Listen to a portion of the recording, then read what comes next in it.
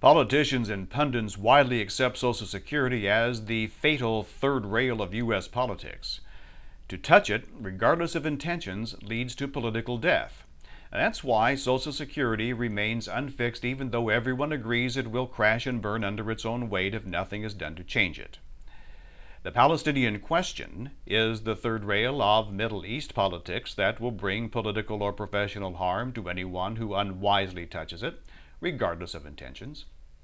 Helen Thomas is an example of how quickly the jackals of journalism will throw one of their own under the wheels when they sense an opportunity to score political points at the risk of exposing their true biases. To recap, Thomas, 89, a native Kentuckian of Lebanese descent, has covered the White House since 1960.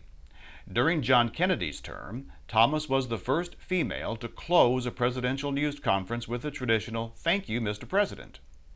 She served as president of the Women's National Press Club, the first female officer of the White House Correspondents Association and its first female president, and the first female member of the Gridiron Club and its first female president. In 1975, Ladies' Home Journal named her Woman of the Year in Communication, and the World Almanac named Thomas one of the 25 most influential women in America.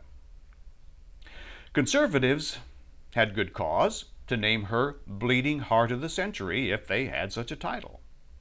By her own admission in a 2006 interview with the Canadian Broadcasting Corporation, Thomas is a brazen liberal who wishes her colleagues covering the White House were more in line with her political views.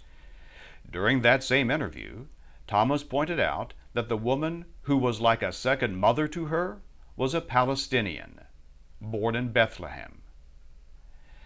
Thomas brought about her own demise when she exercised her First Amendment right to free expression.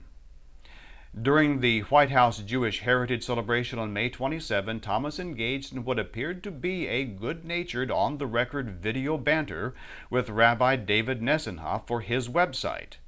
When asked to comment about Israel, Thomas said, "Tell them to get the hell out of Palestine." She and Nessenhoff chuckled briefly before she added these fateful words, "Remember, these people are occupied and it's their land. It's not Germany. It's not Poland." When asked by Nessenhoff where Jews occupying Palestine should go, Thomas answered, "Poland, Germany, America, and everywhere else."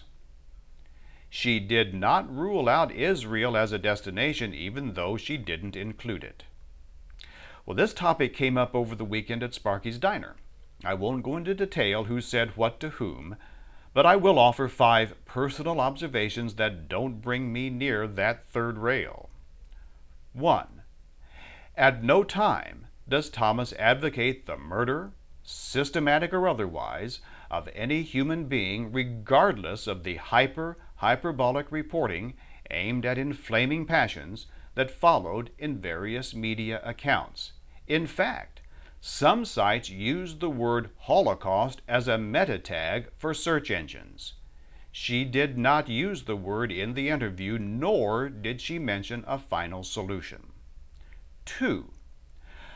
I may have had a small-town education in history, but I do not recall acts of the Holocaust on U.S. soil. I do know about relocation camps for Japanese Americans during World War II, and about government efforts to eliminate the Native American population and cultures. 3. I'm tired of people misusing the term anti-Semite. Arabs are Semites. You can't be an Arab promoting Arab causes and be an anti-Semite. By the way, Phoenicians are Semites, and we sure don't hear enough from them these days. 4.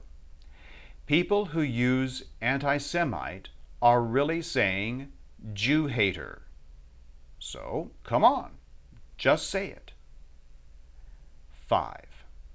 You can say what you like as long as I like what you say, is the interpretation of the First Amendment by members of the political left, and now, it seems, from members of the objective media and the political right.